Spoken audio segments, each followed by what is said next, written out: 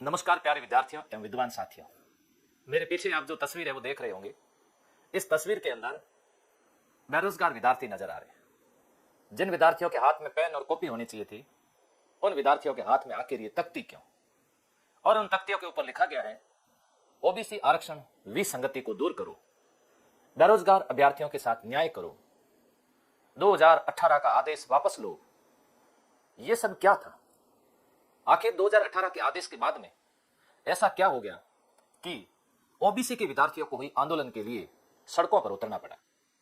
दूसरे किसी कैटेगरी के विद्यार्थियों को नुकसान क्यों नहीं हुआ? इस आदेश के बारे में भी डिस्कस करेंगे। लेकिन बाड़मेर के इस आंदोलन ने एक संदेश भी दिया कि संदेश के अंदर बिल्कुल तख्ती बताया कि हम पढ़े लिखे हैं इसलिए पटरियां नहीं उखाड़ेंगे। सरकार को यह कहा गया कि अगर किसी प्रकार की विसंगति है तो उस विसंगति को दूर किया जाए।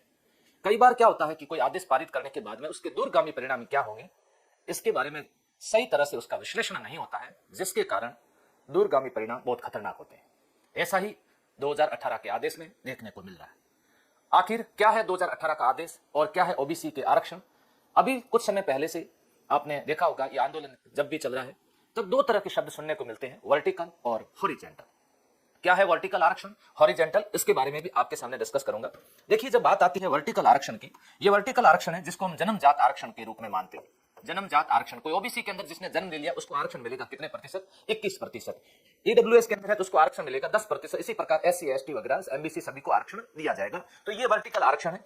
वर्टिकल आरक्षण अब आ गया इसके साथ साथ दूसरा आरक्षण जिसको बोलते हैं हॉरिजॉन्टल आरक्षण। हॉरिजॉन्टल आरक्षण में क्या होता है? आरक्षण में आरक्षण।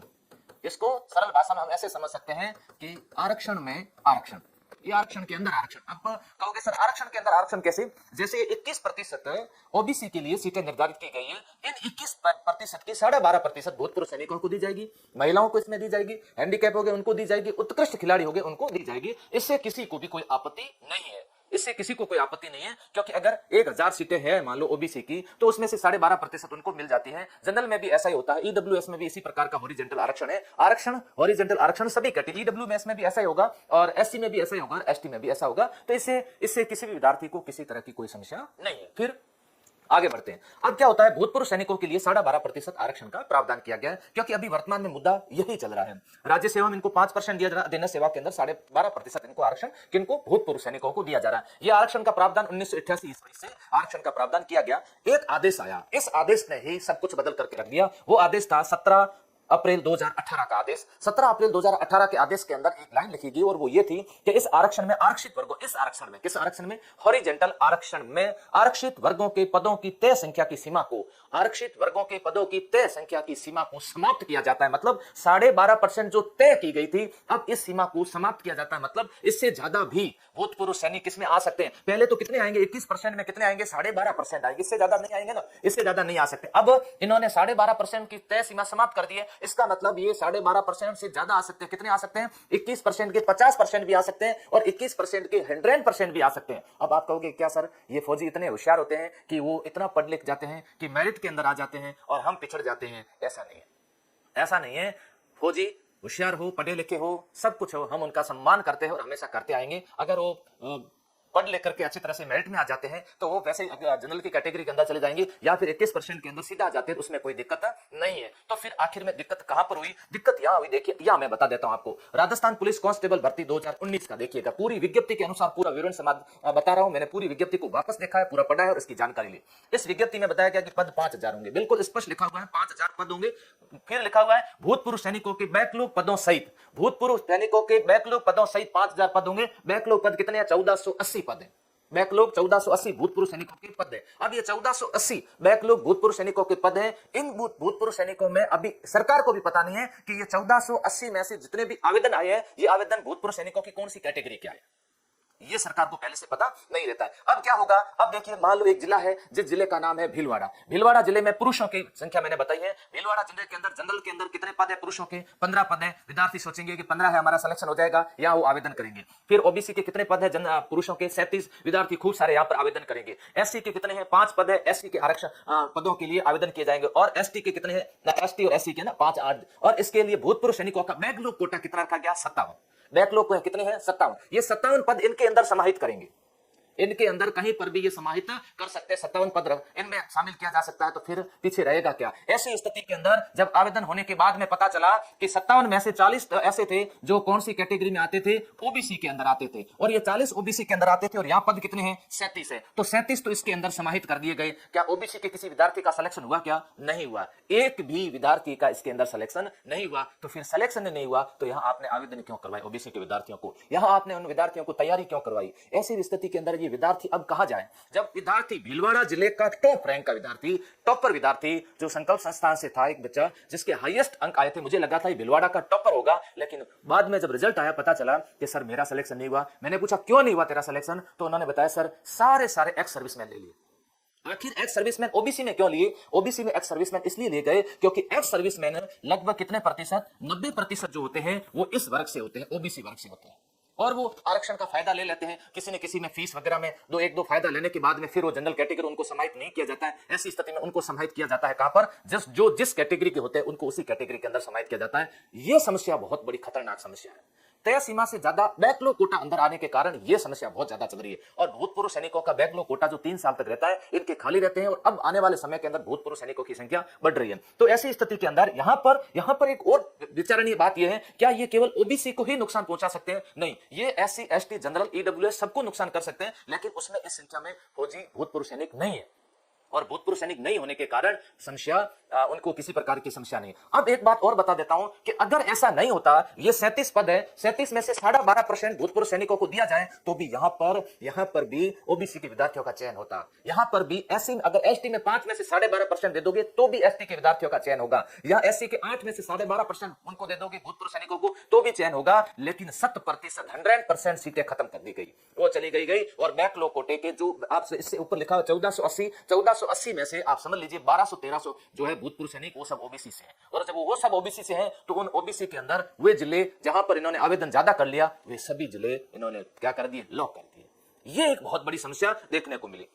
अब बात आती है ओबीसी आरक्षण में विसंगति क्यों? ओबीसी आरक्षण में विसंगति होने का कारण इसलिए है क्योंकि 90% से अधिक भूतपूर्व सैनिक किस वर्ग से आते हैं? ओबीसी वर्ग से आते हैं, क्योंकि तो ओबीसी के अंदर जातियां ज्यादा होने के कारण, और अधिकतर किसान परिवार के जो विद्यार्थी होने के कारण, और वे किसान परिवार के जो बेटे होते हैं सीमा पर जाकर के देश की सुरक्षा में तैनात हो जाते हैं, और वे प्रयासरत भी रहते हैं। ऐसी स्थिति के अंदर ये विसंगति बहुत ज्यादा बढ़ गई। अब बाड़मेर देख लीजिए, झुंझुनू, सीकर, कहीं पर भी राजस्थान के अंदर देख लीजिए, जहां पर ओबीसी के विद्यार्थी जो होते हैं वे आर्मी की तैयारी ज्यादा करते हैं, और वे उसके अंदर चले जाते हैं, रिटायर होकर के वापस आ जाते हैं। और वे अब भूतपूर्व सैनिकों की संख्या अधिक कैसे? पहले भूतपूर्व सैनिकों के लिए क्या प्रावधान था? 8वीं पास का, फिर क्या प्रावधान किया? 10वीं। अब भूतपूर्व सैनिकों के लिए प्रावधान कर दिया 12th पास के लिए। ऐसी स्थिति के अंदर 12th पास भूतपूर्व सैनिक, कारगिल युद्ध के बाद भूतपूर्व सैनिकों की भर्ती ज्यादा की गई, वे 10-15 साल की नौकरियां कर करके वापस आ रहे हैं, और वापस आकर के वे आवेदन कर रहे हैं। 12th पास भूतपूर्व सैनिक जब सेवानिवृत्त होकर के वापस आएंगे, वे तय मान के चलिएगा वे आवेदन करेंगे, और आवेदन करेंगे। अगर भूतपूर्व सैनिक किसी भर्ती में नहीं मिले तो बैकलॉग कोटा आगे आगे चलता रहेगा, 3 साल तक बैकलॉग कोटा रहेगा, और 3 साल में कभी भी मिल गए भूतपूर्व सैनिक तो वे सारी की सारी सीटें खत्म कर देंगे। ऐसी स्थिति के अंदर ये वर्तमान में समस्या ज्यादा बढ़ी है। कब? करगिल युद्ध के बाद में भूतपूर्व सैनिकों की संख्या अचानक बढ़ी है, इससे इनकी योग्यता बढ़ी। पहले 8वीं पास होते थे तो ऐसी स्थिति के अंदर समस्या नहीं थी, और पहले 2018 से पहले तय पद जो होते थे कैटेगरी उससे ज्यादा तय अंदर नहीं आ सकते थे, तो भी ये किसी प्रकार की कोई समस्या नहीं थी। फिर बात आती है यहाँ पर समाधान और बेरोजगार विद्यार्थियों के साथ में उचित न्याय क्या हो सकता है, इसके बारे में मैं भी आप बता देता हूं। बाकी ये तो सरकार को तय करना है कि वो क्या करेंगे, किस तरह से इनके साथ विद्यार्थियों के साथ न्याय होगा। क्योंकि मुझे इस बात का दुख है कि जब किसी जिले के अंदर, अभी कांस्टेबल का उदाहरण ले रहा हूं, किसी जिले के अंदर आपने ओबीसी की 37 पद दर्शाए हैं और वहां पर एक भी ओबीसी का विद्यार्थी नहीं लिया है, ऐसा विद्यार्थियों के साथ में न्याय नहीं है। उनसे आवेदन करवाया, उनसे तैयारी करवाई गई, उनसे कोचिंग करवाई गई, उन्होंने बड़ी फीस देकर के कोचिंग की, ऐसी स्थिति में उन्होंने किताबें खरीदी, उन्होंने समय खराब किया, और पूरा टारगेट किया कि मेरा यहां पर भीलवाड़ा में सिलेक्शन होगा, और वहां पर उनका सिलेक्शन नहीं हुआ, जबकि ये उनके साथ न्याय नहीं था। पहला समाधान यह हो सकता है कि 2018 का आदेश वापस लिया जाए। 2018 का आदेश वापस लेने के बाद भूतपूर्व सैनिकों का बैकलॉग कोटा नहीं रखा जाए, भूतपूर्व सैनिकों के बैकलॉग कोटे को समाप्त कर दिया जाए। मान लो अभी जैसे पटवारी का उदाहरण बताऊं, बाड़मेर के अंदर भूतपूर्व सैनिकों की 29 सीटें थी, मात्र कितने आए हैं? 7 आए, बाकी बैकलॉग कोटे में रखी गई। अब ये बैकलॉग कोटे क्यों रख रहे हो? इस बैकलॉग कोटे को खत्म कर दो। बैकलॉग कोटा जब आप दूसरा किसी को नहीं रख रहे हो तो यहाँ इनका भी मतलब सेंट्रल गवर्नमेंट में भी नहीं है, तो राज्य सरकार इस बैकलॉग कोटे को खत्म कर दे। इस बैकलॉग कोटे के तहत क्या करें? प्रतीक्षा सूची जारी करें, अगर उसके तहत आ जाते हैं, न्यूनतम अंक पास का एक न्यूनतम अंक 40% प्रतिशत अंक रखा जाए न्यूनतम पास के। इस कैटेगरी में अंदर आ रहे हैं तो उनको वेटिंग के अंदर है तो ले लिया जाए, नहीं है तो वो सीटें उस दूसरी वर्ग से भर दी जाए। ऐसा किया जाए, प्रतीक्षा सूची जारी की जाए। जैसे अधीनस्थ बोर्ड के द्वारा 2 गुना बुलाया जाता है, 2 गुना बुलाने के बाद में सीटें फुल कर दी जाती है, लेकिन बैकलॉग कोटा नहीं रखना चाहिए था। 2 गुना बुलाने के बावजूद भी फौजी मिलते नहीं है तो उनकी बैकलॉग कोटा जारी रहता है। बाकी सब कैटेगरी मिल जाते हैं, सीटें फुल हो जाती है, प्रतीक्षा सूची उनको जारी करने की आवश्यकता नहीं है। और ये नहीं मिलते हैं तो खाली रख देते हैं और आगे आगे ये चलता रहता है। इसके ऊपर विशेष ध्यान देने की आवश्यकता है। अगर ये नई समस्या का समाधान नहीं हुआ तो ये आगे भी ये नुकसान करेगा।